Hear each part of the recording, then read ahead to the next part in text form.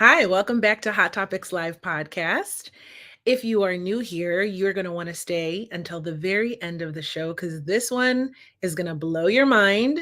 You are not going to want to miss this, any part of it. It is going to be full of tips, tricks, and strategies that can help you get out of a toxic relationship with the whole narcissist situation. It's so common right now, or it's so talked about, or maybe even over talked about.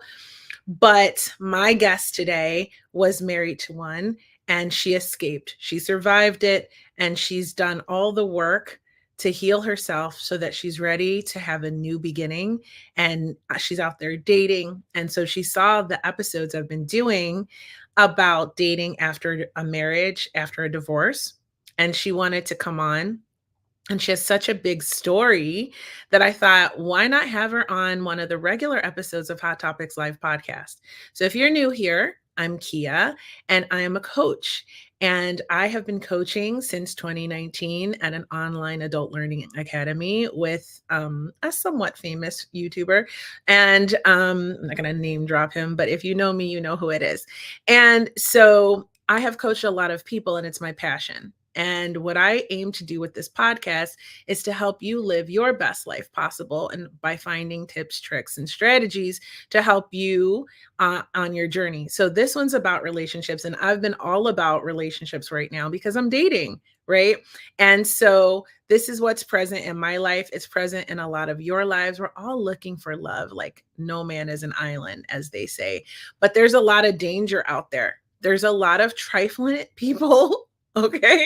There's a lot of manipulators. There's a lot of users. There's a lot of people who are just out for what they can get. And you need to know how to protect yourself to go out there and find someone who wants to really build with you. And there's some traps out there like narcissists.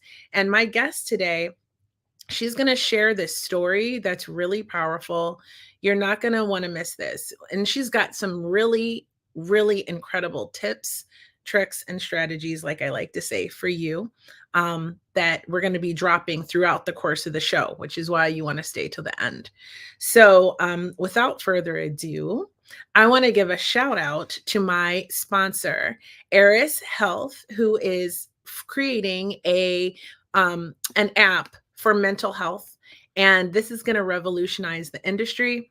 I'm really excited. It's my friend. She's an amazing person, and she's been really working hard to bring this to life to help so many people. So if you could go to support Eris Health on Instagram, just give her a follow. That's the best you can do right now. And just keep a watch to see as it develops, and you'll learn how to get more involved or how to use the app if you want to be a member of it at a later time. So thank you so much to my girl, Kelly, and Eris Health. Go and support her there. We'll talk about that more at the end of the show. And you know, if you've been watching, that there's something very special I do for you on each and every episode at the end of the show, but you have to watch until the end to see it. Now, don't forget to subscribe. I've got a lot of new subscribers, which I'm so grateful for. Thank you. Help a girl out. And subscribe and like and share these episodes so that it can help more people. And then, you know, there's that little algorithm thing that we have to always be conscious of so that we can try to grow on this platform and on these platforms. Also, you can follow me on Instagram and all of that stuff and support the podcast that way as well. And I'll appreciate you. Okay, so my guest today, Sherri, she is incredible. She has a really big bio, so I'm going to read it. Okay, I don't usually like to do that. I like to do it like myself, but she has done so much stuff and has so much going on. She's so incredible that I need to just tell you like what everything she's been doing. So it has been deemed a Maven, right? That's interesting. Let's go into that a little further. Okay. A Maven is one who understands, but to be a Maven, you have to know more than just understand a topic. That kind of expertise comes with an accumulation of knowledge over the years through living and experiencing it. You don't become a Maven overnight. I love that she says that. Sherri was raised in a low-income, abusive home and the youngest of 6 girls. She turned to drugs and alcohol in her teenage years, as so many have, right, to self-medicate. from the trauma and found herself at the age of only 20 years old in jail, homeless, and kicked out of college. I'm sure that's happened to many. Deciding to turn her life around, she dove into her internal work and became the Maven she is today. For over 25 years now, she has not only studied but lived transformational principles and energetic reorganizational healing. That's deep. She is a sought after speaker, trainer, SRI breathwork coach, and transformational coach. Her workshops and coaching programs help people disintegrate their limitations, achieving greater and effortlessly lasting results. I am thirsty, you guys. Forgive me. Hold on. Okay. She gets results. That's the key. Okay. Most end up gaining even more results than they even knew they wanted when they created their first vision. She has worked with renowned teachers such as Mary Morrissey, Bob Proctor, hey, Tony Robbins, my boo, Johnny Wimbrey, Reverend Michael Beckwith, yeah, and Dr. Donald Epstein, Landmark Education, and more. So, if you are looking to increase your clarity, become confidently unstoppable, and stand in your divinity, find her business page on Facebook. Vibrate, find your frequency. It's there. Okay. So go to Facebook and find her there. Without further ado, after all of that, you know I love a coach. I'm a coach. I love a coach. Let's get it. Let's get our best lives with Sherri Hiler. Hi, finally. Hi. Yes. Hi. So excited. Hi. I am so excited that you're here. Welcome. Hey, everybody that's watching, drop a comment. You are part of this show. So if you have questions, comments, don't be shy. Put it in there. And if I like your comment, I'll put it up on the screen. We'll answer your questions, whatever. Just participate. This is for you. I'm doing this for you. She's doing this for you. So engage with us and we will engage with you. And if you want to be a part of the show every other week, I do them twice a month. Make sure you subscribe and set your notifications because I just pop up on here live. I don't really have a set time usually. So set your notifications. Anyway, Sherri, okay. So the trending hottest topic lately has been this narcissistic thing. And I know that we talked about how you were married to a narcissist. And I just want to know, like, how did you get into that? I mean, I'm sure it started with love bombing, if I had to guess, but what happened to you, girl? You know, I was definitely like hit from nowhere, you know, kind of definitely happened out of nowhere. It was, I didn't even know what was happening at the time. It was absolutely love bombing. It was, you are my wife. You are the only one I want to be with. I know I want to be with you. Like within the first month, I did get married after 3 months of meeting him. So it definitely happened very quickly. I was working on myself at that point in time. So I had gotten a lot more self-value for myself. I was less insecure than I'd been, but I'd still very insecure. So he was a very beautiful man. And when he came up to me and gave me all that attention, it was very intriguing. And I turned off I put my blinders on and I didn't really look to see the red flags, but I look back now. It's like, oh, I see all the red flags now. And it's so tricky. It's very sneaky. And sometimes I wonder if they even know they're doing it, depending on their past and what they've been through in their lives.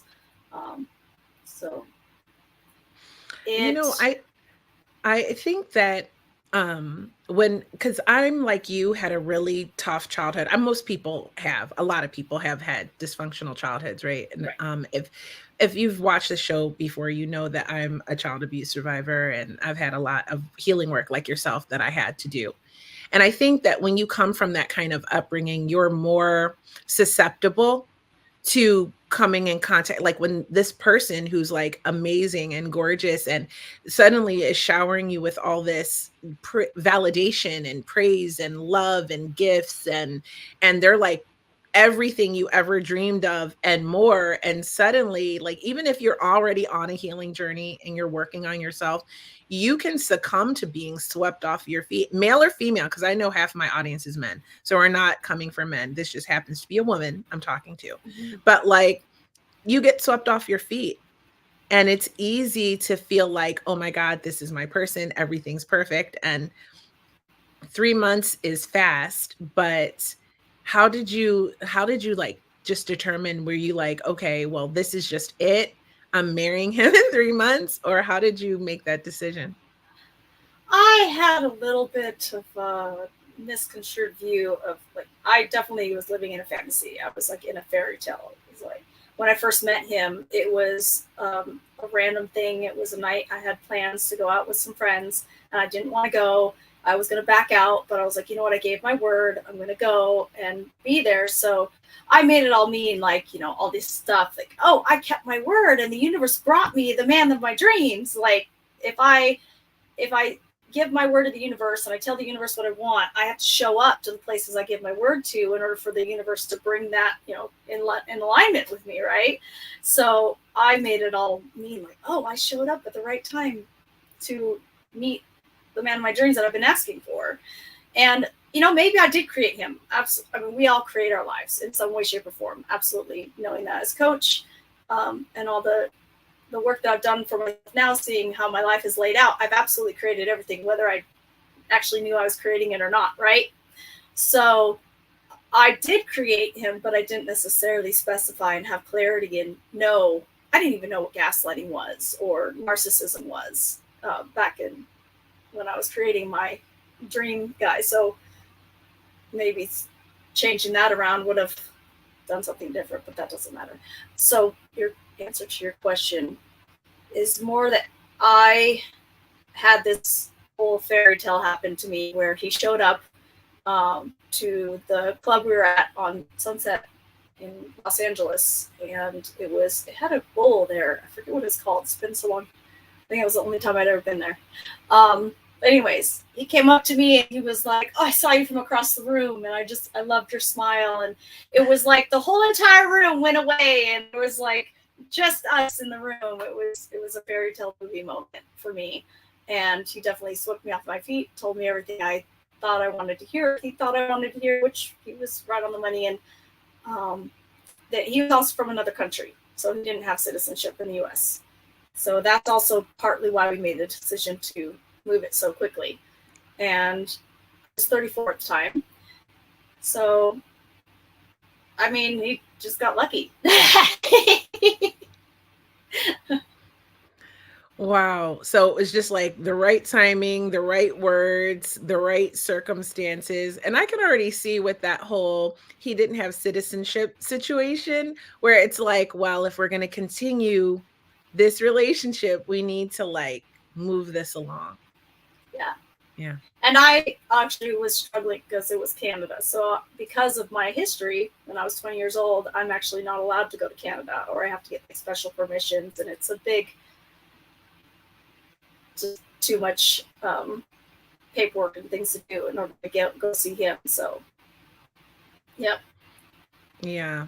Oh my goodness. So then you guys just decided to get married. And what was the marriage like? What, because I've heard and I've seen a lot of like on shows and like on information that I found online that a lot of times when you get into a relationship with someone like this, a big moment where they feel like you can't leave them, like where they really have you, is when they change. And I've done a couple of interviews with women who have been through like abusive relationships. And this is something that they've confirmed for me. Was that the same for you? Was it after you, did he change after you got married, or was it later? It took about a year after we got married that things started to change. At first, in the beginning, it was complete partnership. It was sharing chores, sharing errands, sharing all the responsibilities, and working together. And there was no tit for tat. There was no I do this, you do that. And then slowly but surely, it basically more and more fell onto my shoulders. And once I did it, so after about a year, it got worse and worse. And then a few years later, it became pretty much I was doing everything. And he was on the couch all day while I was at work, and still came home and I cooked dinner and still ran errands and still cleaned everything and still drove him around. And I was his chauffeur, his hostess, his cook, his cleaner, his concubine, his, I'd fill out all his paperwork. Like, he didn't do anything. And then, but if I needed to write a doctor's office and got out of surgery, he would ask for the nurse to wheel my wheelchair out to the parking lot instead of him pull up to the front to pick me up. Like, oh, wow. It was an argument for him to even like bring me to the hospital. He's like, you can take an Uber. I was like, oh my God. Towards the end. So I was a lot more like open-eyed by then. I was like, okay, just go that way. Yeah. I originally, I had ended up, I'm going to get a little vulnerable.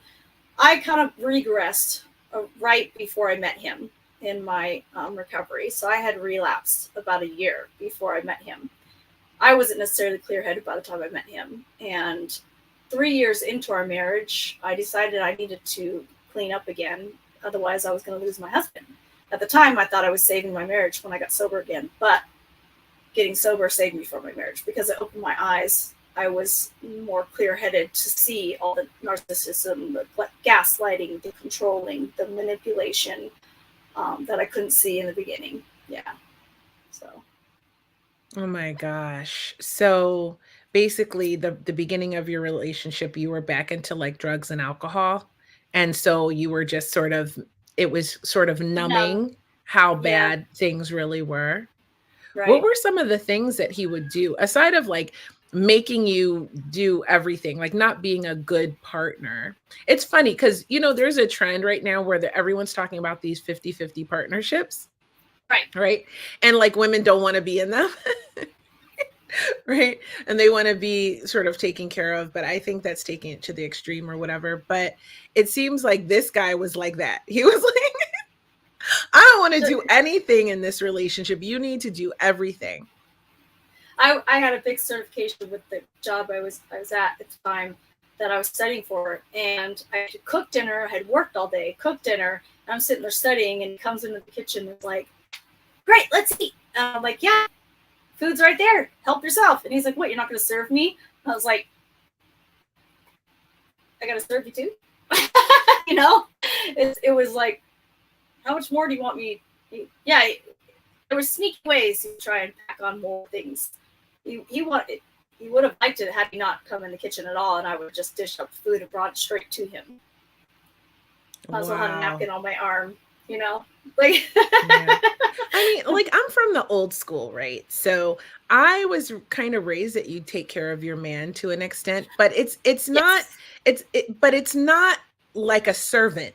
Okay, like it's not a servant. It's like you care for, you do things for him as a woman, and he does things for you as a man, right? Yes. And then I also do believe in like shared chores and stuff like that. Like everyone lives in the household, it's a community, and so everyone needs to contribute. But I've been married, and I know that it doesn't always end up exactly like that. So what exactly qualifies him as a narcissist rather than just kind of a lazy dude? When I would confront him about like asking him to help, and he would just fly off the handle. He was like, how dare you ask me to scrub the toilet? It got down to the point where I was just like, just scrub the toilet. I will do everything else.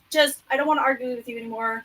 Like, that's all I ask. I'll do laundry, I'll cook, I'll clean, I'll work. And I'm taking on everything and be like, please just scrub the toilet. Just one thing. That's all I want. Wait, he didn't work? Would throw a fit. No, he wasn't working at the time. At the very end, it was like last year, because it was during COVID. The last 2 years of our marriage, he didn't work because he had lost jobs. He wasn't getting work back, but I still had work coming in. So Wow. he was definitely, yeah, it was very weird to go through. I'm like, how do you not see that that's a problem? That it's like you have to argue with me just to clean the toilet. One thing. Do you think, because I've definitely been married into other cultures. Do you think it could be cultural differences that made him feel as though he shouldn't help in these ways? I Like, did he believe it think it was was. like the woman's job? I don't really want to say the culture that he is. The people who know me know who he is and know the Yeah. culture that he comes from. He may have been a Canadian citizen, but he was from a different culture. And I assumed when I married him that he was more so a Canadian than anything else. And I don't know. I don't even want to get into that side or think that way because there's lots of other thoughts that come in there. But that's just my thoughts, and whether they're real or not, I cannot confirm. So they're not real. So yeah, I mean, it very well could be a culture thing. Absolutely. Interesting. So he was really indignant when you asked him to contribute to the household? Yes. How did you deal with that? Was there like gaslighting going on? He just didn't take Right. accountability, he was gaslighting? Right. It would turn into something else back to me. Things were said like how he had been proposed to by many women, but he chose me. And he would say things like, he's like, I don't necessarily need you to be around. I know how to take care of myself. I know how to clean my own house. I know how to pay my own bills. I don't need you to be here to get all this done. I did live by myself for years. And I don't know, just little stabs here and there that in the moment, like now it sounds kind of funny to me, but in the moment it was just like, I took it as like, oh, you don't need me. Let me show you how much you need me. It's almost like there was a sense of like this trickery of like making me show him how much he needed me, and trying to prove that to him. Which is kind of... You know what we call that these days? We call that a pick me. Or a pick Misha. So basically, right? Like, right. So he turned you into a pick me girl. He baited you. Yes. And then took this confident, like healing person and turned her into a pick Misha. Right. A pick me girl. Right. Mm-hmm. Yeah. So you're always seeking his validation. So you're doing more and more and more as he does less and less and less, because you have that fear of like abandonment or rejection that comes to the surface when you have all these like childhood wounds that you're still healing from, because that's a lifelong process. So I could definitely see keep taking me backwards to those childhood wounds. I'm trying to heal those childhood wounds, but at the same time, it was like one step forward, two steps back type of thing. Where it was like I was trying to heal and get better, and then he wouldn't let me. Like there was all these modalities that I wanted to go get coaching from these people, breathwork and my chiropractic work that I was doing, and Reiki, and all these other things that I was trying to get my healing from, my therapist, but he not let me. Just say, we don't have the money. You're too expensive. Wow. You need way too much. You need too much. That actually gave me like a PTSD flashback to my first marriage. So my husband's mother, she used to always tell me I always wanted something. And that was like her little way of being like, you want too much. You want too much. And I feel like, well, you never have anything more than you already have if you don't want something else.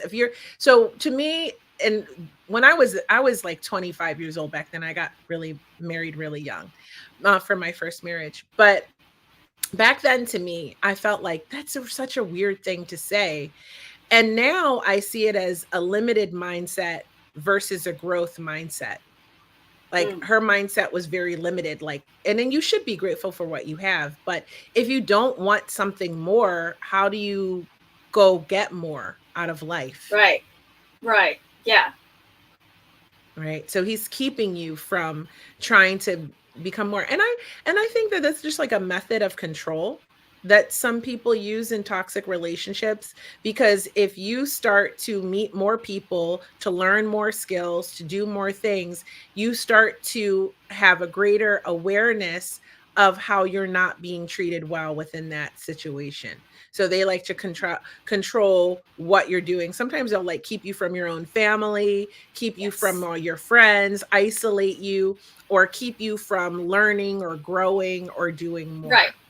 more. Mm-hmm. Yeah, the less perspective you get outside of their perspective, then you believe that their perspective is end all be all. So they don't want you to know any other perspective than their own, and you're like, you just go with their perspective because that's all you know. But when you start to get a glimpse of other perspectives that, oh, this maybe is not right, then you start questioning and pushing back, and they don't like that. Oh, you're changing. I don't like the person you're becoming. This is not the person I married. Yeah. Yeah. Yeah. And then that fear comes in of like, oh no, I don't want to lose my marriage. I don't want to lose this partner.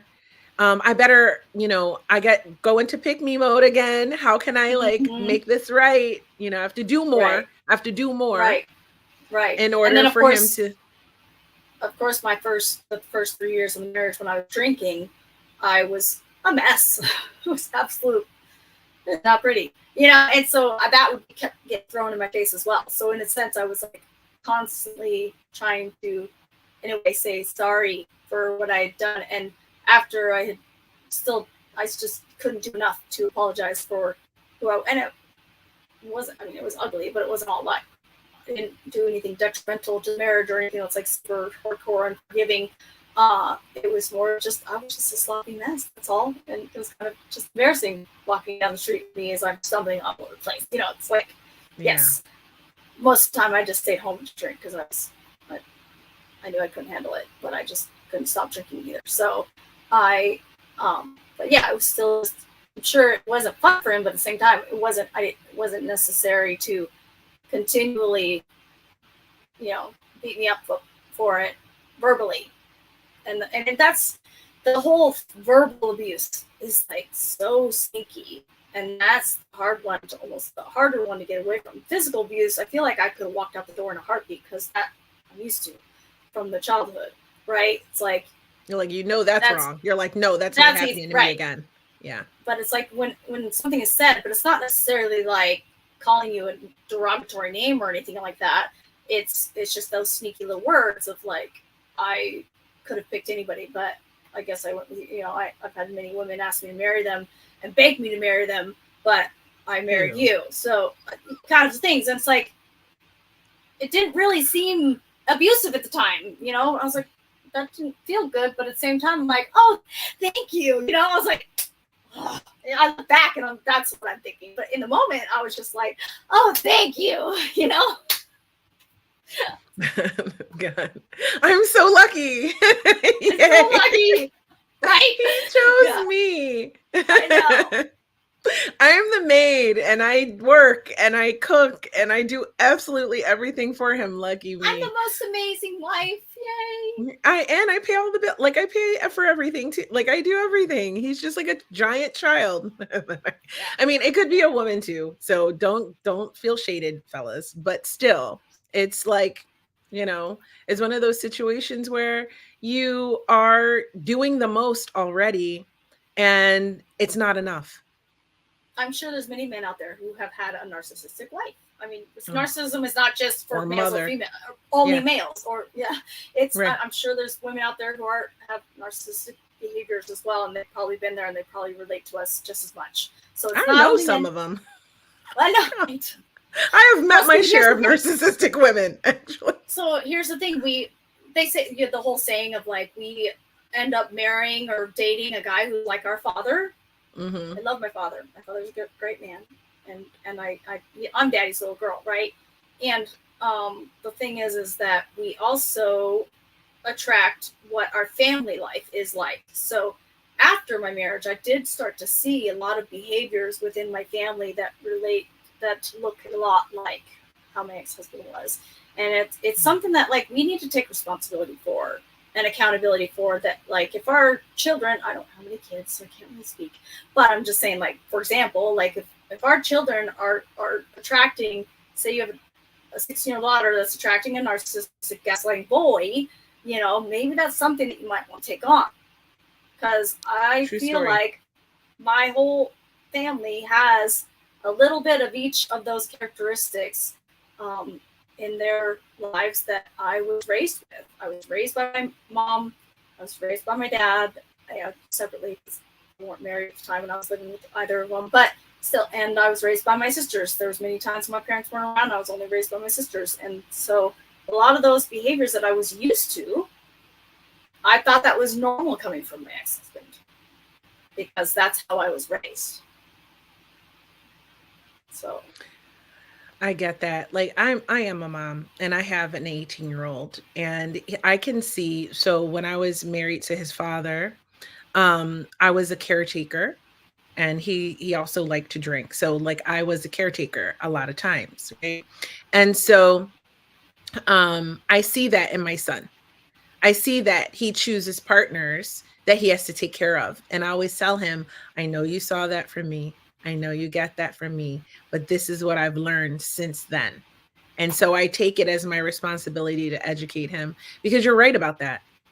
You're right. It may not necessarily, it's not necessarily just abusive behaviors, like obvious things. It's like little things like being too much of a giver, not setting firm enough boundaries, like little things that end up being big things later, you know? So we do have to. I definitely learned what boundaries were because of that marriage. So I'm grateful for that marriage because it taught me what boundaries are. I'm like, wow, what a concept. So when you grow up in some of these situations, sometimes for me, we were not allowed to say no to our parents. And so that already is instilling you weak boundaries. So for me, it was took me a long time to be able to have really firm boundaries.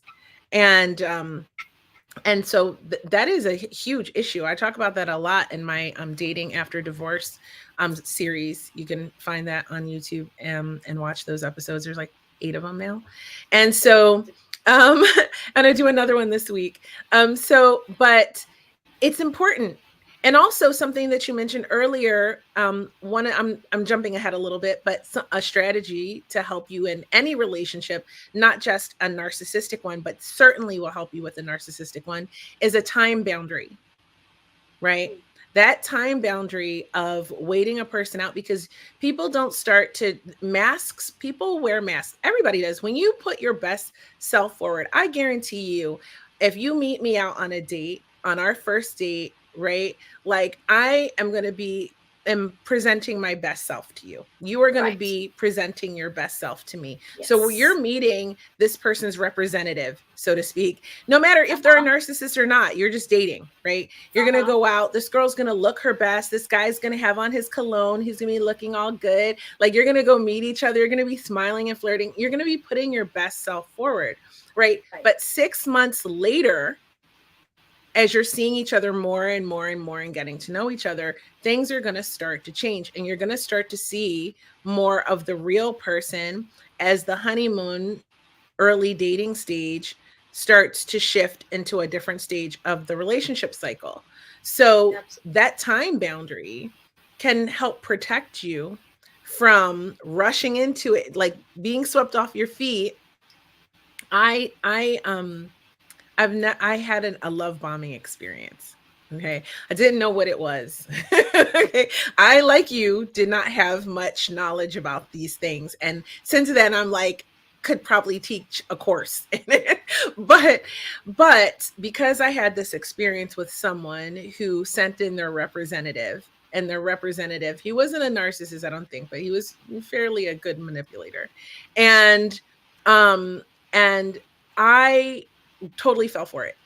In fact, hook, line, and sinker, I loved the love bombing phase. I'll be honest with you, okay? I loved the love bombing phase. It was so awesome because he it was like a custom made Chanel bag, right? Like just made for me. It was like perfect. He was perfect for me, ideal, the way he treated me, the way he showed up, like everything. And this carried on for about 6 months, by the way. And then I started to see the cracks coming in to the facade. the little cracks, the stonewalling, the passive aggressive comments, the, you know, as the mask began to slip. And about 9 months into it, the mask completely shattered and fell. And it was like, I was like, whoa, this was crazy. And I was like, what just happened to me? Like, I had no idea. I was like, this was crazy. This was the craziest experience.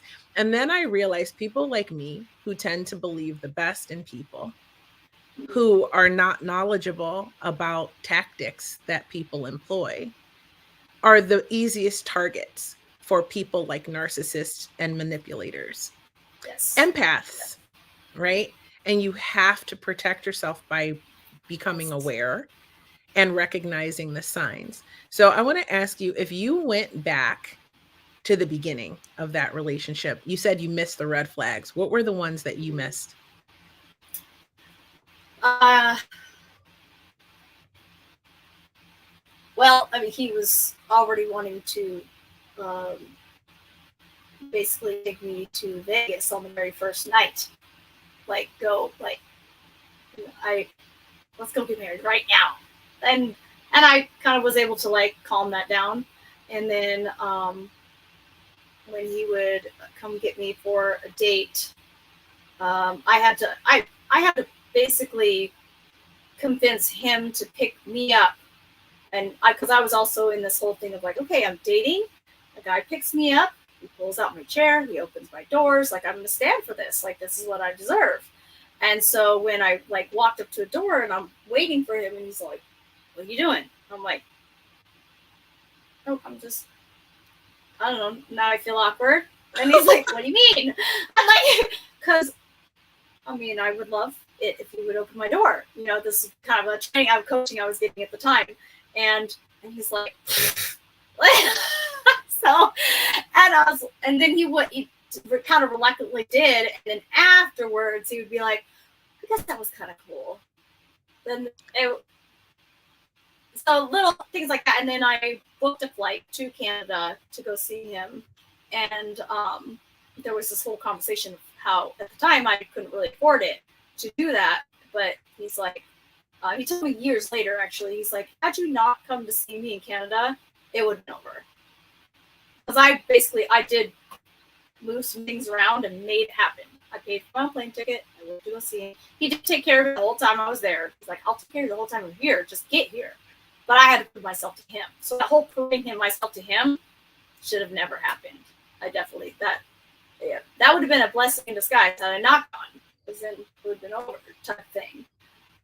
Something just like clicked in my head. I remembered and then I forgot because I was trying to explain something else and not get sidetracked. You know, but while you're thinking about it, I'm gonna double back. It's live. What are you gonna do? I'm gonna double back to the opening doors thing, because that's, to me, that's minimum. Like that's like the bare minimum that can happen. And I remember I was dating this guy and he would open literally that's what I would do. I'd walk up to a door and I would stand there and he opened every door. And I remember one of the reasons why I really liked him too. This is really silly, but guys, take notice. Okay, because it's such a little thing. We went to this town. It's called Hood River. And there's all these shops and restaurants. And there were so many stores. It was Christmas time, so that everything was decorated. And we went there on a little getaway. And we went into like 50 shops. And every single time we went into a shop, he opened the door and in and out, right? So, and there were like in and out constantly. He opened every door. Now, flash forward to after, this is early. So flash forward to after the mask was like cracking. I remember I was visiting him and we went into this one store. And so when you're dating, right, you're observing. You should be observing each other and seeing how people move, right? And see if you like how they're perform. You don't tell them, you just watch and you see how they do things, right? So I was still watching because we were kind of like at this point maybe gonna reconcile, and I was trying to decide if I wanted to. So I remember we went into this shop and he was walking out of the door before me, right? So I'm walking behind him. He went to the door and he walked out of it and he like sort of held it open for me, kind of, but didn't like traditionally hold the door. And another man jumped in front of me and pushed the door open and held the door for me to walk out. And he saw that and he never did that again. Right. But I noticed that whole scene because in my mind, as it was happening, I was going, he's not going to open the door. He's not going to. Right. It's such a little thing. Don't get it wrong. Get it twisted. I know it's such a small thing, Right. but really it's the bare minimum. It really is just something me, kind like, that you can do. Yeah. Yeah. And it's one of those things that for me, like, I mean, sometimes he would pull out my chair. He didn't always. I didn't trip over that kind of thing. But opening the door, I don't know. For me, is just kind of something that you do. Even my sons do it for me. They know, right? It's just something that you do as a gentleman, right? And you always pay, you know. And I mean, I'm not saying the girl can't pay at some point if she like tip or something, get the popcorn. I don't, you know, whatever. Sometimes I do stuff like I'll be like, hey, it's your birthday. I'm taking us on a trip, whatever. But because that's just me. But I think generally the guy pays. And if you can't afford to pay, then you shouldn't be dating. Like, or you date a girl who maybe is not there where she doesn't, like, you got to assess whether she is the kind that wants you to pay or not. But honestly, I think that most women who have some value for themselves expect a man to pay, at least for the first few dates, if not all of them. I will tell you right now, I expect a guy to pay for all of them. So because I will cook, like at some point I'm going to invite you to my house and I'm going to buy all the groceries and I'm going to cook and I'm going to do all of this stuff, because at some point I guarantee you, if we get into a relationship, guess what's going to be happening? What happened to you? I'm going to be cooking. I'm going to be doing things. You know what I mean? I'm going to be doing more things than, you know what I'm saying. So anyway. God, I could go on and on. Let me tell you. Oh, yeah, I'm there right with you. The one little example I was going to give, this is actually after we were married. We went on vacation. We had to take a flight. I hurt my Achilles tendon running. I was running a lot at that time. And so I was limping and it hurt. But I still had to carry my own suitcase. My roll, at least my carry-on. Like I was rolling it as I'm limping. And then we got onto the plane and he happens to be in front of me. And we get to our seat and he turns around, he's got his bag in his hand behind him, and I'm like got mine in front of me because I'm kind of using it as a little like roller, right? And he turns to me and he lets his bag go and says, I'm gonna go use the bathroom. Takes off down to the back of the plane. As I'm standing there with both of his bags, my bag and his carry-on. So you have to put him in the overhead by yourself, injured? Yeah. Oh, hell no. Yeah. Oh, yeah. There's definitely, it's like things have built up. I may have let things build up way too long before I finally gave up. But it sounds like a small thing. I know if you're listening to this, you're probably like, oh, he didn't put her bag up there. But women, you know. It is just this kind of thing where, like, I go to the airport and strange men put my bags up for me if I need my bag up. You know what I mean? Like, there is a difference that you can, and there are men who are listening to this and you know who you are. You know what we're talking about. You're probably thinking to yourself too, oh my gosh, I cannot imagine that he did not put those bags up for her before he went to the bathroom, because you know who you are. You know what I mean? You know how to treat a woman. And if you don't know how, that's how you treat a woman, now you know. So I want to kind of say, like, there's definitely, like, to me it's more of like masculine, feminine energies. And I speak about the divinity, right? So there's divine feminine and divine masculine, and there is an order with that. That's like, it's a natural order, it's an instinctual manner, and we all work better when we actually live this way in our masculine feminine, in our divine feminine, or sorry, masculine, divine masculine, divine feminine, right? And when we allow the masculine to be masculine, and not like, there's that whole word of demasculinization. Like, when there's women out there who like will demasculinize a man, and then they start to feel like unworthy, and relationships can go south. Masculine is attracted to feminine, and feminine is attracted to masculine. So you're welcome for me wanting you and allowing you to put my bag up. Like, because now you're being the masculine and I'm allowing you to be that for me, take care of me. And then I feel taken care of by my suitor, by my protector, And so when my heart feels safe and I feel protected and I feel like I'm being taken care of by my masculine energy, and then I want to be the nurturer. I want to give every, like, and it's like, it's almost like I feel like us as feminine, we will give way more than you give us. You just need a little. And it's like, and I mean, I'm a prime example of that. I may have overgiven, but I mean, that's neither here nor there anymore. I'm just saying, like, there's a natural, it's a dance. It's like there is a lead and a follow, right? And when the normally the masculine leads and the follow is the feminine, and when you get into that dance, there comes a moment where you lose who's leading, who's following. And it's a beautiful, like, just natural wave and ease of just being together. And it's a beautiful, like, connected thing to do. So it's like, you stay in your lane, I'll stay in mine. Let me stay feminine. You stay masculine. But I need you to be that masculine man for me. So, yeah. And I mean, it's not about gender roles, but it is about that energy of masculine, feminine. Right. And I agree. That's what I speak about. It could be a relationship. Sorry, I'm going to cut you off. It could be a relationship of a female, male, whatever it is. It's just like, it is one, doesn't matter what relationship it is. There's one person that's going to be the more masculine than the other. And there's one person that's going to be the more feminine than the other. So, please, sorry. Totally. Oh, no, you're good. So it makes me feel like something that I understand about that is that men sorely need appreciation. So when they are doing things, and maybe you're in a relationship and you're watching this right now and you're like, I tend to do a lot and I feel like my man doesn't do enough. But when he does do something, you should appreciate him. Even if you feel like that, even if you feel like, oh my God, I do 90% of everything and he does, less than 10. You know what I mean? Like, you should appreciate the thing that he does do because it's positive reinforcement, number one. And men are sorely unappreciated and undervalued, I feel, so. in a lot of ways.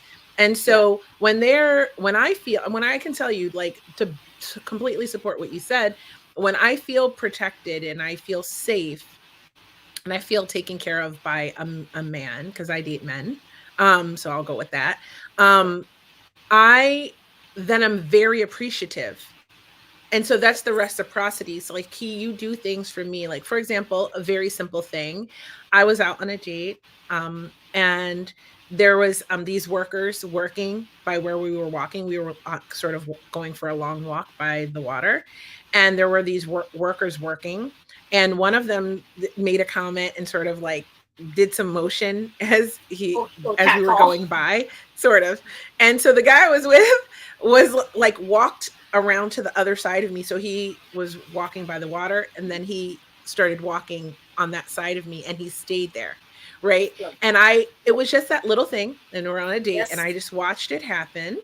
And I thought, I feel protected. Right. Yeah. I'm going to go out with this guy again. You know what I mean? It was just like that simple thing of feeling protected, feeling safe, and appreciating that. Mm-hmm. And telling them, I really appreciate this when you do this. I really appreciate that when you do that, and really being grateful, because gratitude is the highest energy, but like just being grateful. And I think a lot of men do not feel that or get that. They don't receive that very beautiful, loving, nurturing, appreciative energy from women. And therefore they want to do less. Yeah. Sometimes. Yeah. Sometimes they just don't want to do anything at all anyways. And, then you have to evaluate whether you want to stay with them, which brings me to my next question for you. So what was the low moment? Because I think we all get, if you ended a relationship, there's a moment where you go, I've got to leave this relationship. I've got to go. What was yours? Well, it started a few years prior. There was a moment where we had a car and a motorcycle, and I could drive a motorcycle. I have a license for it, but it's too tall for me. And I had an appointment. He wanted to go to the gym, and he was not having it. He wanted me to cancel my appointment, but I would have been charged because it was like an hour before the appointment. I found out he wanted the car. And so I was like, well, then I guess I was kind of testing to see what he would say. I didn't think he would agree with it, but I was like, I'll get on the motorcycle. I will show you that I cannot do it safely. We'll do it just in the parking lot. And luckily I put my helmet on, and I did not do it on purpose. I put that on my dogs. I put that on my own life. I wasn't even thinking. I didn't think I would actually get in an accident. I got in an accident in the parking lot because I could not touch the ground. So on the way to the motorcycle, he was actually literally probably about 100 times before I got on that motorcycle. Whatever you do, don't drop it. Whatever you do, don't drop it. I mean, that's going on in my head. And here I am, 5'1.5". I'm tiny. I'm like short, and this thing's tall. So literally I have my tippy toes like this. And he's standing next to me, and I put my helmet on, thinking I wasn't going to need it, but I put it on anyways. Something told me to. Luckily, I listened. And I'm like, I'm taking off. I'm like, I can take off. This is easy. No problem. But now all I can think about is not jumping the bike, because he's, whatever you do, drop it. I'm so scared to drop the bike. And I'm like, okay, I'm starting to break. I'm thinking he's walking next to me because I'm going that slow. I'm not even like taking off. I'm like, okay, I'm comfortable, cool. But now watch me stop. And here I am. I should just let it drop, because that would have said that. But instead, I panicked when I looked and I didn't see him there. I let go of the clutch and hit the gas. And because you turn your head to look, you turn the bike. I went smack into a wall, face first. And I went up on the gas tank. I couldn't walk for a month. I crawled up the stairs because he didn't take me up. He didn't carry me upstairs. We had one flight up one stairs. So I crawled from the parking lot. Wind knocked out of me. He ran to the bike instead of me.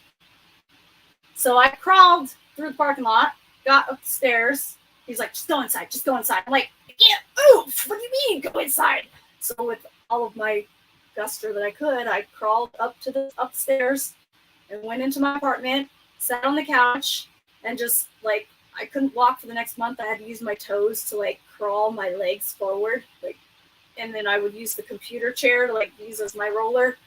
And yeah, I'd be sitting on the couch, and he'd be in the kitchen at the refrigerator grabbing himself a bottle of water. I'm like, can I have a water, please? He said, no, go for yourself. And that was my defining moment of like, I don't think this is the man for me. Because, yeah, I do not want a husband that treats me like this. And eventually we kind of had a conversation about that, like after I kind of already healed a month or two later. I said, that really hurt me. You know, I thought I had this really good conversation with my husband at the time, explaining to him how I felt, and it seemed like he understood. He's like, I could see how that hurts you. I'm sorry I didn't take care of you, blah, blah, blah, blah, blah. So, and it just went downhill. That was 2018, and I left him in 2021, June. No. Oh my gosh. Time flies. I don't even know what year it is anymore. So yeah. Oh, wow. Sorry, my kid is gaming and yelling, so I can hear you. It's summer vacation. What are you gonna do? So good. Yeah. How did you tell him? Like, so you finally decided you're leaving. That's it. Like, it. You know, you tried to talk to him about it. He was like, yeah, got it. Should have been better. So, right. Years later, I did start going to therapy, and then my therapist told me at one point in time, we had ended up moving from that apartment to a really nice apartment in Brentwood. It was my dream apartment. I was so excited and lived there for about a year. During that year, it was like the relationship was really downhill. Like the moment we moved over there, it went really downhill. And in that year, that's when I basically took on all of everything during that year. And so little by little, I was just like, nope. More and more things stacking up. And one day my therapist told me, she's like, it sounds like you're more worried about losing your apartment than you are your husband. And I'm like, I'm like, oh, that's a light bulb. Yeah. So it did take my therapist kind of opening my eyes to that. And it took a few times. I wanted to take a break. I wanted to just drive. I had a couple sisters living in Las Vegas at the time. And so I was like, I'm going to go to see my sisters. And every single time, there was like about 3 times, third time was the charm. Both times before that, the first 2 times, he ended up going with me to Vegas. He's like, we'll just go together. There's some way he convinced me. He's like, no, we can't be apart. It'll be all good. We will, work this out. And, I don't want you to leave, and I'll do this and I'll do that, and I promise this and I promise that, and it wasn't like he was holding me hostage physically, but I literally felt like I was being held hostage. And so by the third time, and we were literally calling lawyers this morning, like that morning, I'm like, okay, we're done. So I'm going to leave. Like, I'm going to go to my sister's house. You can call your lawyers. I'm going to get my advice. Oh, I'm plugging in. Sorry, my laptop informed me that I have a low battery. Oh, well, that's what everything happens when you're live. So my kid just came in here and was like saying something to me. So like, we just roll with it. Right. Yes. So that's crazy. So you couldn't leave to your sister's house. And then he was like, you're finally, okay, we're splitting up. We're talking to lawyers. And you're like, okay, I'm going. He still wouldn't let me leave. So he went down to the gym, to the apartment gym. I started packing a bag. He came back and freaked out. He's like, no, you can't leave. I'm like, I thought we were like, I'm just going to go to my sister's house for the weekend. Let's do that while we figure this out. Maybe we need a beat before we really go sign paperwork, okay? And he just wouldn't let me. It was weird. It was weird how I allowed that to also happen, too. He wasn't physically holding me hostage, but I still felt like I could not leave. So then he finally was like, okay, I'm going to drive you to the airport to get you, a plane, because he wouldn't let me take the car when he did say he was going to let me take the car, and then he changes his mind. It's a mess. He ends up driving to a restaurant that happened to be 1 block away from a friend that I knew who I'd been texting all day about this because she's gone through a similar situation. It was literally divine, higher power stuff working in my life to help me escape. I had to literally escape. So we go to this restaurant, and the whole time we're driving there, he's like telling me, I'm going to do this, I'm going to do that, we're going to do this, we're going to, I'll change, not necessarily, he would never say I'll change. It was just like, he was just telling me the things that I've been asking for. We're going to do this now, we're going to do that now. And then we had dinner, and during dinner, I said, I need to go to the car and have a phone call with a friend real quick. And he's like, oh, okay. So I traded the keys because I took his car keys, which we both have keys to the car. Irrelevant information. Anyways, there was a valet, right? So they have to have keys. You can't just take the keys from the valet. So I gave them his car keys to the car, which are my suitcase, luckily still in the back. And I used my car keys to get into the car, grab my suitcase. I walked to the end of the parking lot, locked the car. So the valet still has his keys. And my friend just pulled up right at that second, and I jumped in, and we took off. And I haven't seen him since. And she had to rent me a car. So she rented me a car in her name and loaned me money, so I didn't use my visas or my credit card, so he couldn't find me. So, yeah. Okay. Because you're like, oh, he wouldn't let me leave. No, he would not let you. Like, if you had to literally escape, there's more to it than he's just like, oh, he won't let me leave. Like, you really must have felt trapped in that situation, like you couldn't get away. There have been 2 times before that I had tried to like take a little mini vacation by myself. It wasn't, we would kind of mention the D word, and then, but it was like, let's just take a breather. Yeah, no, that's a good idea. But then it was like, he would like, I don't know what he would think. And I'm like, okay, I'm just going to go take a walk. You won't let me leave to Vegas. So I'm going to go take a walk. I don't know why I couldn't just get in my car and drive off. It was weird. It was really, there was this sense of like,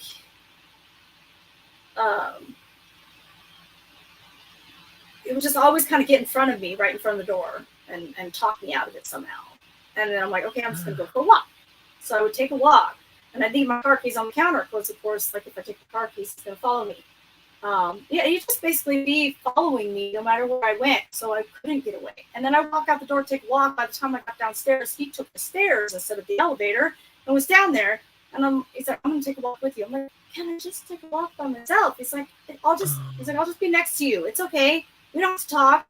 You can be by yourself, and I'll be by myself. I just feel like walking too. It was like, fine. Like, I just kept on like, fine. Just, and then next thing I know, by the end of the walk, we're holding hands, we're cuddling, everything's good again. That is some type of manipulation right there. Yeah. Some tactics. And I'm sure obviously you love him. That's your husband. But you're unhappy. And so you're trying to choose a new beginning, because you don't want to be treated like that. I can identify with that. Of course, I started going to therapy. I asked him to go to therapy, and every time I tried to make an appointment for the both of us. He's like, I'm not going. You can go. Yeah. I mean, I definitely have been in that path. I have an ex. My first ex was like, I will not go with you. So I went to therapy by myself. And through that process of therapy, I ended up leaving. Right. And with my second marriage, we did go to counseling, but the deal was he had to go on his own. I would go on my own, and we would go to couples therapy, and he would not go on his own. And that was the deal breaker. Excuse me. So I get it. Like, I definitely understand. And I've definitely, like that other guy that I dated that was sort of manipulative. He was a talker. And so you don't think of it, but when they're a good talker and you do have feelings for them, male or female, you can get swept back in very easily. Yeah. So tell me, how did your healing start after you left? I definitely had a lot of healing during marriage, which helped me along the way to get stronger and stronger, and finally just like put my foot down. Like, this is done. And so afterwards, it was like almost an exponential growth. I went from, 400 to 160,000. I don't know. You know what I mean? Like, absolutely 400 times 400 type thing. And I use numbers. I'm a math geek, so it was just the way I understood it in my head. I don't know if that makes sense. But I definitely like had this exponential growth the second I left. There was a lot of like realizations of like, oh, and ahas, and like, oh, so that helped me learn from things, because basically, I mean, that's what our life is. The whole life is a journey. We're going to be learning for the rest of our lives, and we cannot learn unless we go through it. So I just was able to come out the other side, and through all of the training I had been getting over the years, it kind of all caught up to me. And also leaning back onto those tools more heavily after the marriage helped me to really just like be grounded and be proud of myself. There was this like almost instant pride, like proud of myself. There was this new self-value, self-respect for myself, because like, yeah, I stood up for myself and I got out, and like I'm free. And I actually feel like it definitely didn't feel good. I was like, there was a little bit of like a failure feeling there. At the same time, I was like, no, it wasn't failure. I feel like I did everything I possibly could that I could do. You can lead a horse to water. You can't force it to drink, right? So, and I did everything I could. I led myself to the water, and I drank that water, and I really like guzzled it, kind of thing. I was doing everything I could to save it. And I really wanted to get back to that original love that we had in the very beginning. It was beautiful in the very beginning. Regardless if it was fake or not, I have no idea. But I want to believe that it was real, right? And so I was just trying to get back to that, and also like kind of grow with him. I wanted to keep growing. I didn't necessarily want to go backwards. I wanted that and more growth on that, because it's definitely a beautiful relationship to have when you can go through adversities together, come out the other side grown, and that whole experience together is a really beautiful thing to have, and that bonding together. And I feel like there was glimpses of that. We had little ups and downs here and there with like little minor things, and we seemed to get better, and like it seemed like it got more of a bond between us. And then it just didn't. It was like there was a bare minimum work from him type of thing. And then at the end, there was done. So I felt really at ease by the time it was over. My heart had been gone out of it for many years, I guess, prior. I was trying to get it back and fall in love with him again. Yet I couldn't do that alone. So by the time I finally left, it was like, oh, okay. Yay, I'm single. Like, boy, do I know. I'm ready. I completely identify with that, especially with my first husband. And I actually sort of, I I sort of bounced out on him as well in a different way. Maybe tell that story another time. But it's not that I necessarily had to escape, but in a way I did. Like, no, I left in an angry way, and I just never wanted to see him again. So like one day he came home and I was gone, and everything that I felt that I belonged to me was gone as well. Like I was gone. Mm.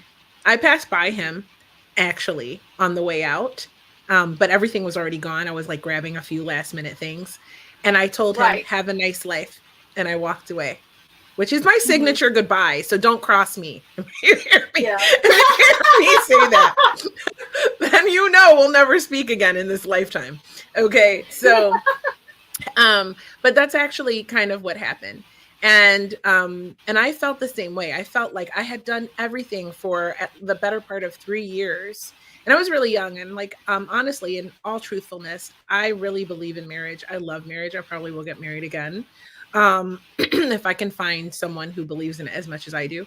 And I believe in growing old with someone. And I think probably my biggest dream of life was to meet like my person and meet them young and then live. I have friends from high school that are still together. Like I thought that would be me for sure. So have been married twice, it's so surprising because I'm that girl that has always just wanted to like plant that root, have that partner, build that life with someone and stay Mm-hmm. with them. Yeah.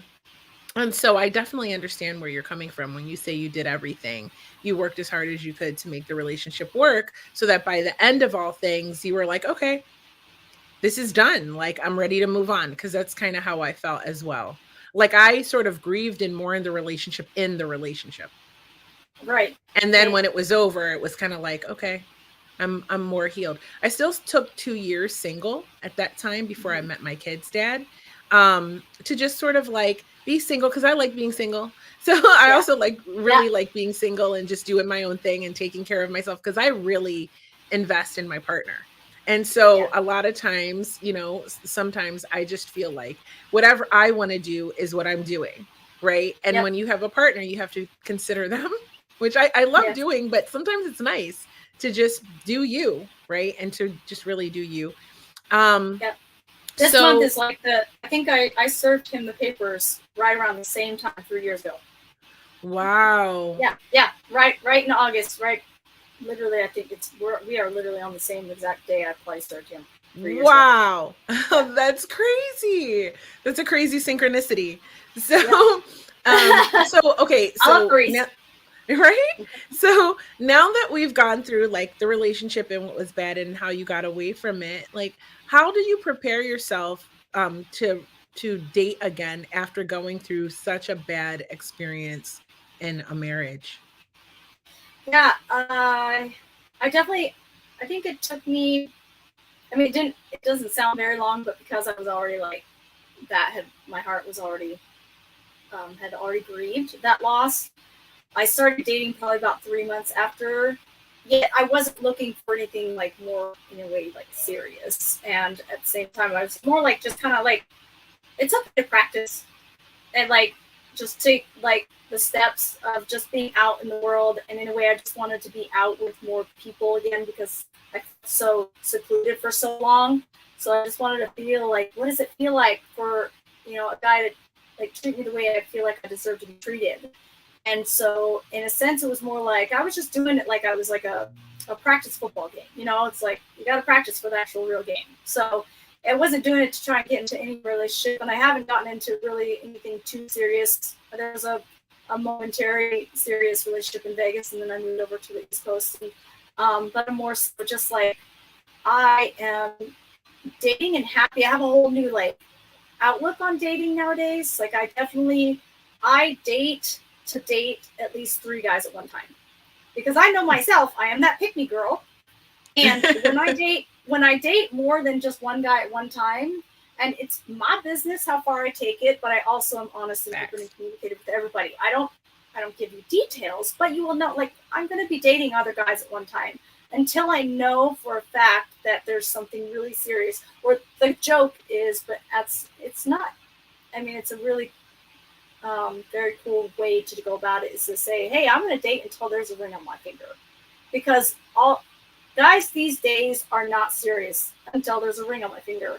And the thing is I'm going to go backwards. I keep on getting ahead of myself. So dating 3 guys at one time, because if I only have one guy I'm dating, then I'm only focusing on him. I'm always like, when's he gonna call? When's he gonna call? You know, it's like I'm still a young girl at heart, you know, that just like likes that giddy feeling of the, you know, flirtation. But it's like if there are 3 guys fighting for my heart, you know, then I'm not so focused on the one, and I'm not driving that one guy crazy, you know, like.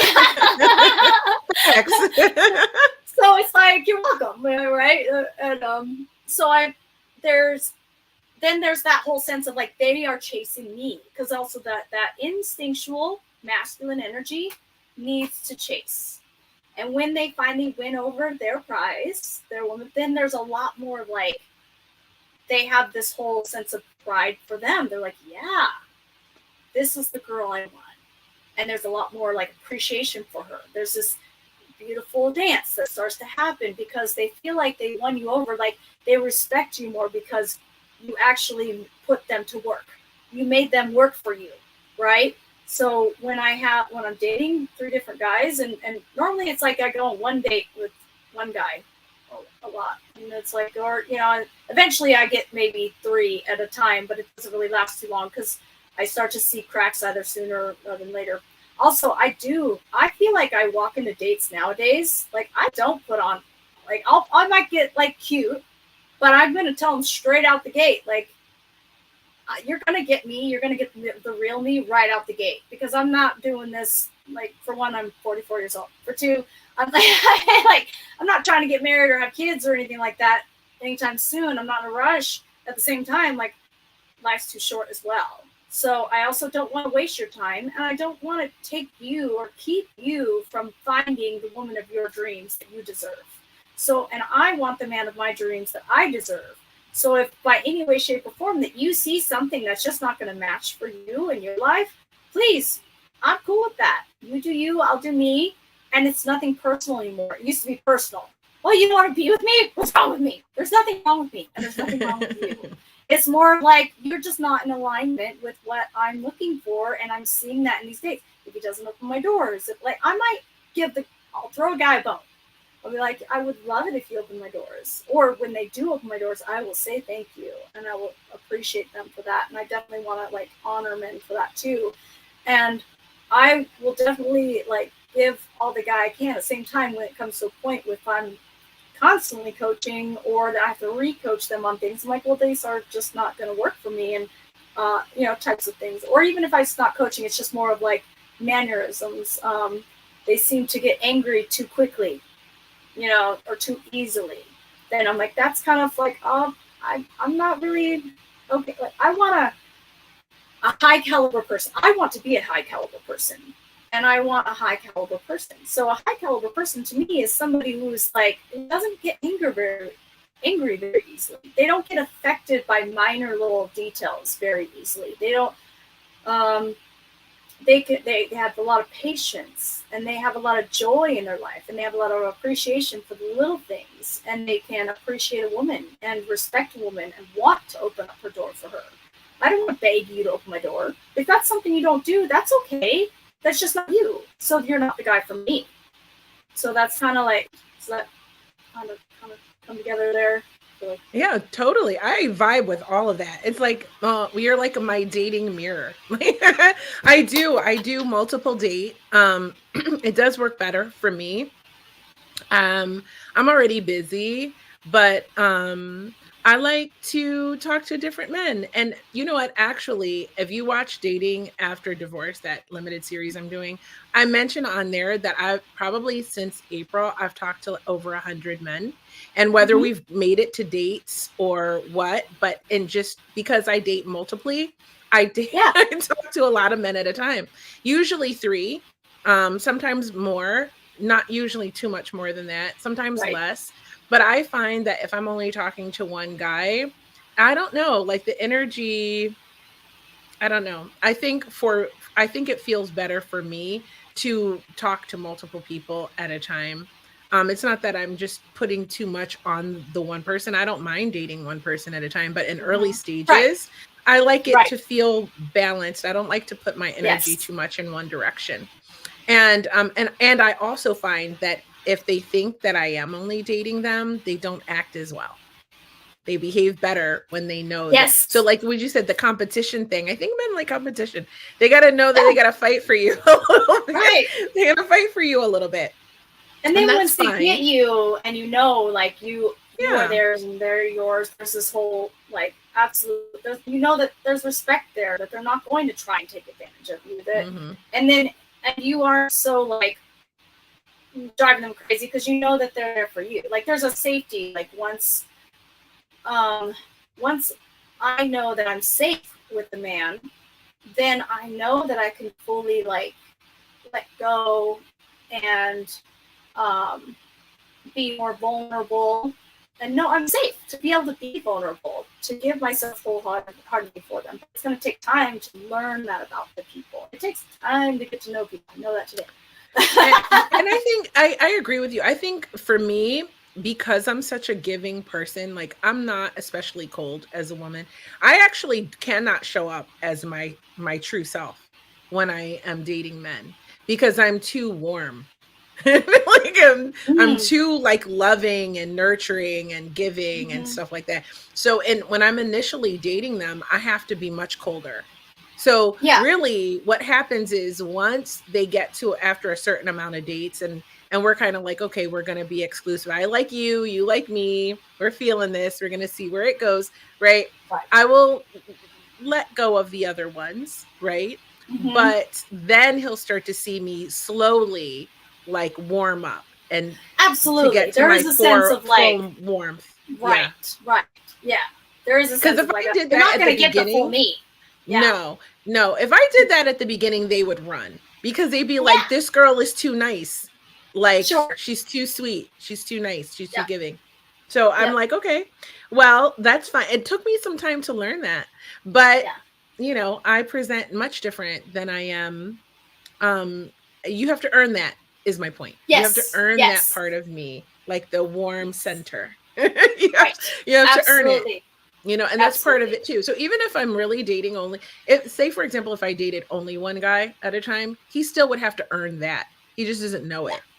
You know, but I think it's more fun for me, and I like to see how men operate. And let me tell you, it's like I did a study in men. It's like I have a PhD in men now because I've talked to so many men and like whether it was video dates or in person, you know, I learned so much about, you know, men in general and dating. It was like a crash course. And it's been really fun. And I think I've done a lot, like I do a lot of different healing modalities, and I have done since all of my relationships. And after each one, I had a semi-serious relationship not long ago, and I started doing more breath work, right? I went to a Tony Robbins event and I loved that. And so I think I do all these things to work on myself and use these techniques to help myself stay grounded, especially when I'm dating again. So what are some of the things that you do? So I do breath work. I do a form of breath work called somatorespiratory integration.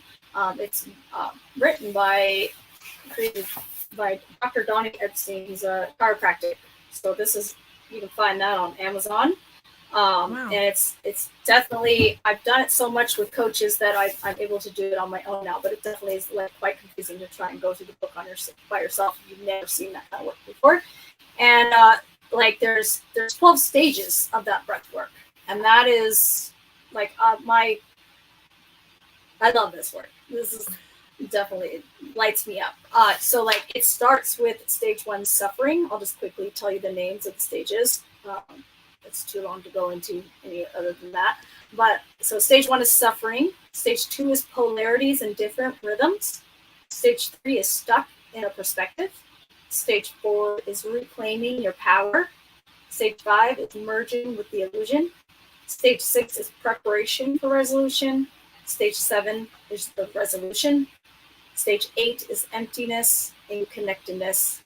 9 is light behind form. 10 is ascent. And 11 is descent. And then 12 is community. So basically there's discover, transform, awaken stages. And so the first 3 are your discovering stages, your next 4 are your awakening stages, and your last 3, lost track of numbers, are your integration. And then it just kind of goes all the way around. And they're, as you learn them, you might learn them linearly, but then they don't have to stay that way. And I normally now, when I do my breath work, I lay down and I do my check-in process, that I find out where my area of ease is and where my area of dis-ease is. And then I work with those areas, and I kind of just allow my body to guide me what stage I'm in. So sometimes I'll automatically go to stage 1. Sometimes I'll automatically go to stage 10. And it just kind of naturally flows, because it just, like, my body knows the stages, not me. Like, it just wants to go into that stage. I need to work here today.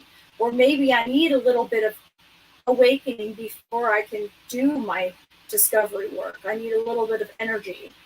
So as we work through this trauma work, or I work through this trauma work through this breath work, it helps me to, like, gain more energy for life, gain more power, more self-confidence, more belief. I'm less stressful. I don't take life so seriously. Stage 2, polarities and different rhythms. That one is like the one to use when you're beating up on yourself, when you're like, it has to be this way. Why is my life not working?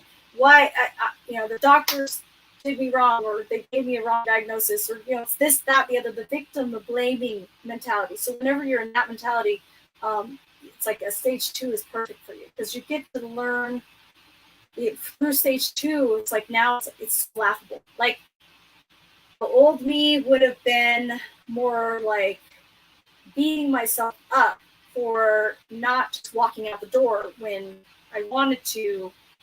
I would let him convince me to stay. It's I would be beating myself up for even, like, admitting how I'd let him treat me. I would make myself wrong for allowing him to treat me those ways, and I would just be all in myself, this guilt, shame type of a feeling. But now it's like, because I've done this type of work, and that stage 2 helps me be like, ha! Yeah, it happened. And it's hilarious now. Like, and I'm grateful I went through that to be who I am today. We do tend to beat ourselves up, or place blame and not take accountability. Like, and for example, like you were saying, I let him convince me to stay. That's you taking accountability and not just throwing the blame on him and saying, well, he did this stuff to me. We all play a part in that. And that was something I learned at the demise of my first marriage, is like, what was the part that I played in the demise of that marriage? Even my second marriage, which I didn't think that was going to end. And then something happened, and then it ended abruptly. And so even that, I thought, what was the behavior that I had that I have to own to cause that marriage, that relationship not to work, not to last? So I love that you can do this breath work to help you with that blame and with that energy of, this isn't working for me. What am I doing wrong? Do you have a technique that we can try? Sure. Let's see here. Do you want me to just do a stage 1 for you? Or whatever you 2? want. I guess I did talk about stage 2. Let's do that. Okay.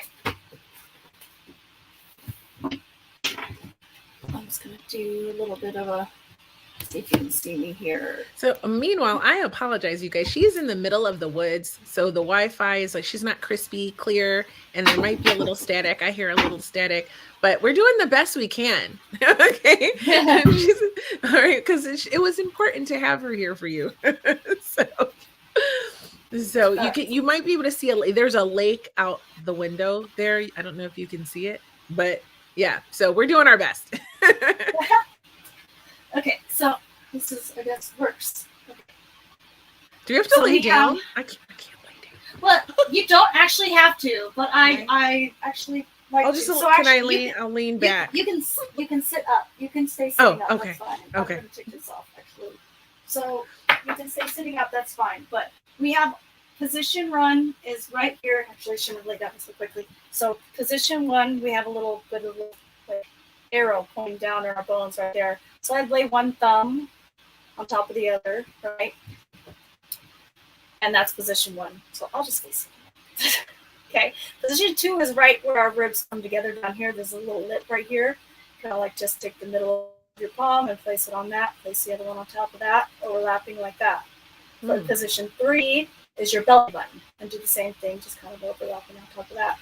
So normally what I like to do is a bit of a check-in. I will do 2 breaths in my nose and out my mouth in each position.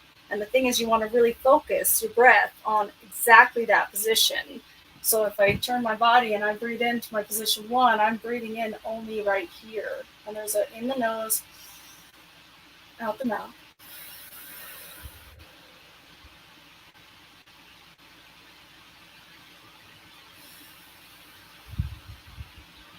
I'm going to switch to position 2 now, in the nose.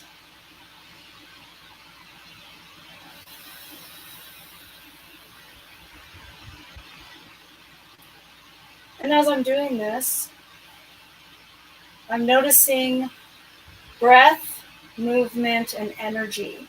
So is my breath shaky or is it smooth? Is my movement shaky or is it smooth? Is there jerkiness? Is my energy feeling like tight? Is it feeling free? So I'm looking for that area of ease and dis-ease between those 3. So I'm going to do one more in my position 3.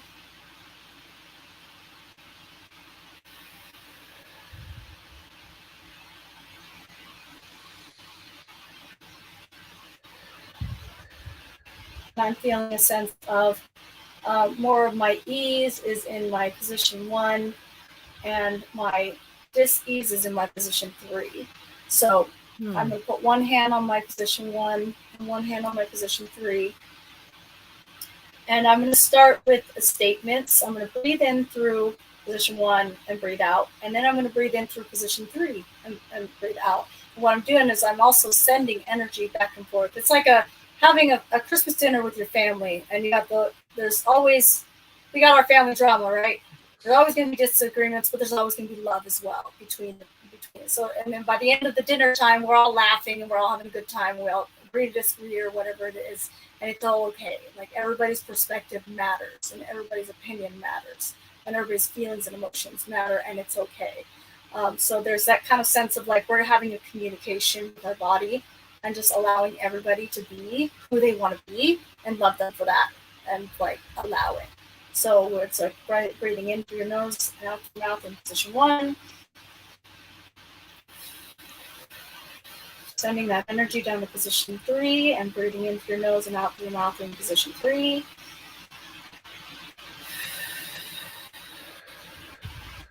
Keep on going. Up to position 1. Down to position 3. And then I'm going to state, I have different parts of me. Breathe out, down to position 3. I have different rhythms. Position 1. I have parts of me that suck.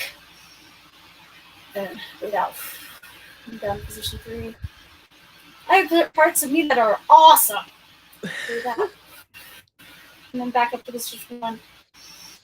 I have parts of me that are beautiful. I have parts of me that are ugly. I have parts of me that are brilliant. And there are parts of me that sometimes are just fucking stupid.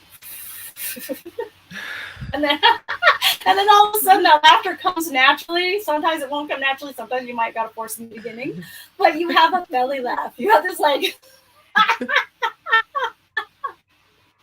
like, yes, I'm beautiful, I'm ugly, I'm not funny, and I'm funny, and I'm brilliant, and I'm dumb, and I make dumb choices, and I make smart choices, and I'm a gift, and I'm also sometimes I do suck, and I'm like not a gift, and I suck energy. Like it happens, and there's like this, but they're all me. and they're all okay, and Yeah. they're all loud, and and there's like this instant sense of like unconditional love and laughter. You know, just like, what were we fighting about? I have no idea, and it doesn't matter because I'm human and you're human, and I love you, and it all just comes around, goes around. So that I love that. I love stage 2. I love that laughter I get to have with myself, and have that freedom of no longer beating myself up and just really loving me for everything that I am and everything that I'm not. I love the laughter. I just feel like I can't even watch someone laugh hard and not laugh hard. And so, and I love, and also it's a beautiful integration of your shadow and your light self, right? Where you're like, Yes. Sometimes I'm a blessing and I am a gift, honey. Trust me. But sometimes I'm an asshole. Like, you know what I mean? But like, it's just like, you know, understanding your light and the light and dark aspects of yourself, your shadow self. And it's like integrating that in your body at one moment and then just laughing it out. That was amazing. Amazing. Thank you so much for that. You're welcome. I'm glad. I mean, I wasn't expecting it to come so soon, but it did. It was good. Amazing. And so, okay, so, well, we've been, I know, shockingly enough, an hour and a half. And it's time for me to wrap up the show. I went long today because I took kind of a week of vacation. So when I come back, I like to do a little bit longer of an episode for everybody. But where can we follow your journey and where can we reach you if we want to be coached? I was just having a great, fun conversation with a new girlfriend. So I just lost track that we were even on a podcast. Anyway, so Vibrate, Find Your Frequency on Facebook. And that is where I post most of my content. And if I post it there, I share it elsewhere, and you'll see where it's shared. You can also find Sherri Hiler on Facebook, and I share it there. But definitely going to get more of all of this work on the Vibrate, Find Your Frequency. Or it might be Vibrate FYF. Sorry. Oh, okay, hold on. Let me fix it because I want people to find you. Okay. Yeah, I should look that up and get that more clear. Sorry, what did you say it was? Vibrate what? Vibrate FYF. So abbreviate Find Your Frequency, right? Oh, okay. I got you. Learning how to live in our frequency so things come to us in ease. And that's what I have found. With the more work I have done on this, like things literally just like fall into my life. All the tangible things are not really all that hard to get. What's hard to get in life is the intangible stuff. The hard work, the inner work, the heart work, that's the hard work that's worth having, right? So that is kind of my Find Your Frequency, so you can just naturally and easily have that life that you love and would want with these. Yeah. I love that. And so if we wanted to coach with you, we could find you there? Yes. And amazing. I have my, you can Google phone numbers 301 Vibrate, so that's pretty easy for you as well. Oh, so they can call you. Yeah. Oh my God, I can't really even put this up there. I didn't put it in the show notes, but the Facebook is in the show notes, the description of this episode. So just scroll down. As always, I put everything in there. Did you say 301 Vibrate? Yes. There you go. So if you want to work with Sherri, you can obviously see she's amazing. She's got a story to tell from her childhood. We didn't even talk about that. So I think I need to have you back so we can launch into healing from your childhood and everything you went through, because I really identify with that. And just having to overcome self-medication. And I did an episode 2 weeks ago. If you haven't seen it, it was about how to overcome addictions. And I had a former addict come on the show. She now has a house where she helps rehabilitate people in California. And she came on, and she's going to come back on and share some more tips and tricks and strategies. But she shared some stuff about addiction. And we were talking on there, and we said, everyone has one. for the most Yeah. part, right? It's Right. something. Mine is TikTok. I'm not going to lie. All right. It's TikTok. I try to stay off of it. But what happens is I go on there to post my content, which is why you never see. You can follow me on TikTok, by the way, but you don't see very much content, and I'll tell you why. This is the truth, because when I am on TikTok, you will see that I stay on TikTok. So what happens is I go and I like, oh, let me post some content up on TikTok. And then I put some content up there. Now I'm going to start having my assistant do it. Okay. Because I will then start watching what's on TikTok. And now there's like amazing coaches like you and people having interesting conversations like this one. And it's not just all people doing silly stuff. So, or dance numbers. I mean, I'm sure you can find that, but there's so much interesting things on TikTok now for me for like self-development and self-growth. And I'm always learning something, right? And it's very quick. So since I am neurodivergent, these bite-sized bits of information are very good for me. And so, but what's not good is that I will lose the entire day. So if I do not set a timer and adhere to getting off TikTok in like 1 hour, I will be on TikTok the entire rest of the day. And I began to realize, like when I realized I was addicted to sugar, that it was an addiction. And once I realize I'm addicted to something, then I've got to take the steps to kick it, right? But that's my vice. Some people is watching movies after work, binging TV shows, drugs, alcohol, whatever. There's lots of things. Sugar. Most people are addicted to sugar. They don't even know it. But there's so many addictions out there. And, you know, I want to definitely have you come back and talk about, you know, this thing where we tend to self-medicate because we're all trying to escape from that pain. So let me tell you, this breath work has definitely helped me so much with just being able to stop behaviors, habitual behaviors, addictions. I've quit smoking. I've gotten off my medications. My depression is virtually gone, and I have moments, but they're not nearly as strong or as like deep as they used to be. My behaviors of just wanting to work out, wanting to eat healthier, just come naturally now, rather than it used to be such a struggle to get to the gym, such a struggle to want to eat. I just want to eat bread all day and ice cream all night. Like, you know, I don't know how to eat healthy, and I just didn't want to. But now it's like, I want to, and it's so easy. So that's something that this breathwork does. It's magical. It's really magical work. Life is easier. Oh my gosh, this is amazing. I want to thank you so much for being a guest today. This was incredible. I had such a good time. I don't want it to end, but I have to end the show. So thank you so much. I'm going to put you in the green room. Remember, everybody, if you want to connect with Sherri, go here and connect with her there. Or you can call this number right here and schedule an appointment with her. She can help you with the breath work and all of the other transformational work that she does. And you can also subscribe and stay tuned, set your notifications so you know when Sherri comes back to Hot Topics Live podcast, because you know I'm gonna have her back. So Sherri, thank you so much. I'm gonna put you in the green room. If you have time to wait, I'm gonna wrap up the show. If not, I totally understand it, and I will connect with you and we'll schedule your next appearance. Bye for now. Oh my goodness. So you guys, I loved the breath work. I love the breath work.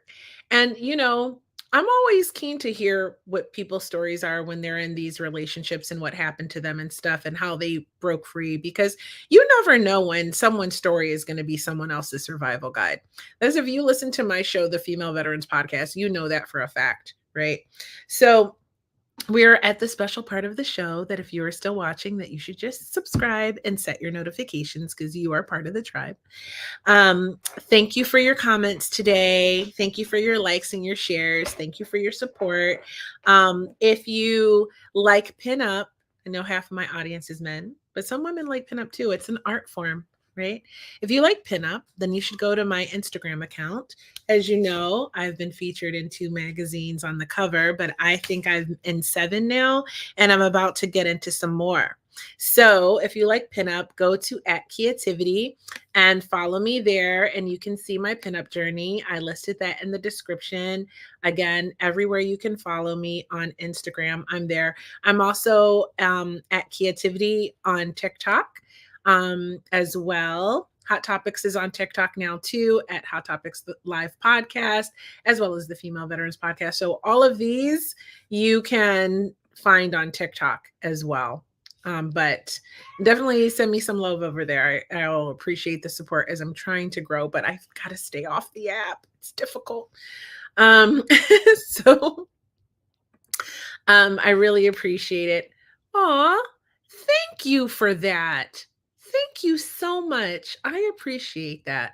I do. I appreciate that. Thank you. As I said, I love all your comments. Thank you so much for participating in the show. Those of you that were not too shy to say something, but definitely tune in. Set your notifications so you know when I come live.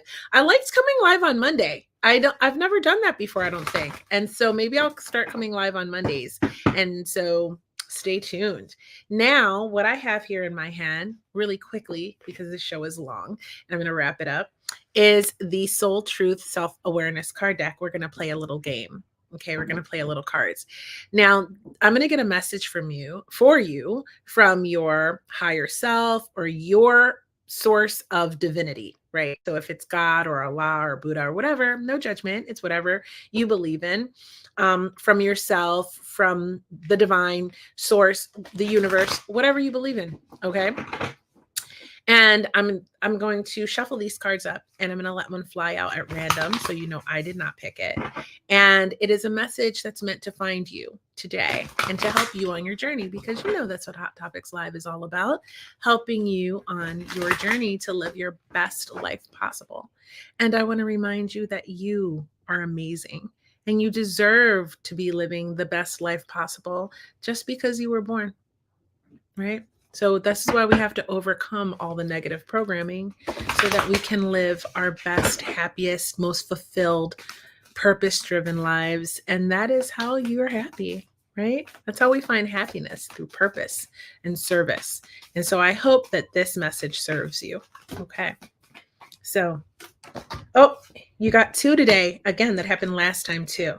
All right, I'll try to be quick. It says, what am I waiting for? Someone else to do it for me? All right, hold on. Hold on. Oh, shoot, I dropped it. Now, hold on. Let me hide these banners because they're in the way. Hold on. Okay, I got it. Now, it says, okay, let me start over. What am I waiting for? Someone else to do it for me? Are you waiting on someone else before you can take the big leap? If you were to take life into your hands and forge your own unique path, what would happen? Put your heart into action and ask yourself, what risk can you take to move towards your dreams? Make a decision and do it. No more waiting for others. Do it scared. Take the leap. Today's soul action: no more thinking, only doing. Be brave and you will discover what you are really made of. Wild soul, strong heart, can't lose. Oh, I love that one for you. That's amazing. So I always tell my coaching clients and my students, do it scared. We feel the fear and we do it anyway. So if you're out there and you're trying to decide if you should do something, maybe this is a sign that you should take the risk. What do I resist feeling right now? That's interesting. That breath work can really help you with that. You know, feeling the things that you don't want to feel and moving through them. We have to feel it to heal it. In order to let go of pain, we first have to honor its existence.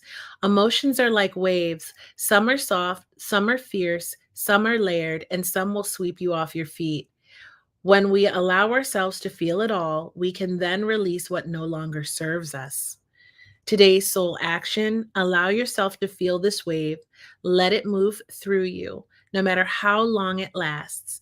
Then release it back into the ocean. Feel it, heal it, enjoy the sweet freedom within your soul. They say that pain only lasts for 90 seconds, but we keep reliving it in our mind, right? So if you're suffering right now, remember, feel the pain and then set it free. I think it was Beyonce that says she allows herself to feel things for 24 hours. And I've been doing this, I think, since I heard that a few years ago. And someone else just said it recently, and it reminded me as well. And I live by that. It started for me for 72 hours. I had to get it down to 24. But like, yell, scream, cry, punch air, lay in bed all day, eat ice cream, like whatever you need to do to help you in that moment to move through that pain, and then let it go. On that time, when that time clock hits 24 hours, I have to move on. I have to busy myself with doing the things that I need to do to move my life forward. And that's what you must do. So I hope those messages helped you. And I hope you loved Sherri. She's amazing. This was such a good one, a long one, but I hope you enjoyed it. Thank you for watching. I will be back later this week, so set your notifications with another dating after divorce episode with some more, tips and strategies for you. And we'll be back with Hot Topics Live in, I think, 2 weeks, but set your notifications so you know when I come live. And again, thank you for watching. I love you guys. I'll talk to you next time.